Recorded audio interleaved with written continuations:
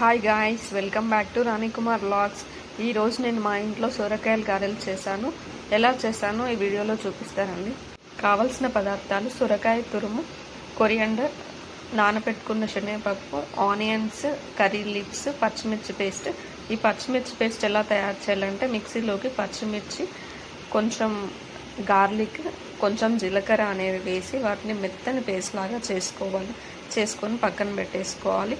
తర్వాత ఏం చేయాలి అని అంటే సొరకాయ తురుములోకి కొత్తిమీర, ఆనియన్స్, పచ్చిమిర్చి పేస్ట్ వీటన్నిటిని యాడ్ చేసి బాగా కలుపుకోవాలి. ఆనియన్స్ కూడా యాడ్ చేయాలి. తర్వాత మీరు తీసుకున్నటువంటి సొరకాయ తురుముకు సరిపడినంత బియ్యం పిండిని కూడా తీసుకొని యాడ్ చేయండి. అందులోకే మీ టేస్ట్కి సరిపడినంత సాల్ట్ కూడా వేసి బాగా మెత్తని పిండిలాగా కలుపుకున్నాక వాటిని చిన్న చిన్న బౌల్స్ లాగా చేసుకొని మనం గారెలు చేసుకుంటాం చూడండి, వాటిలానే చేసుకొని స్టవ్ మీద ఒక కడాయి పెట్టేసి అందులో ఆయిల్ పోసి, ఆయిల్ అనేది వేడయ్యాక మనం చేసుకున్న గారెలను ఒక్కొక్కటిగా తీసుకొని ఆ ఆయిల్లో వేసుకోవాలి.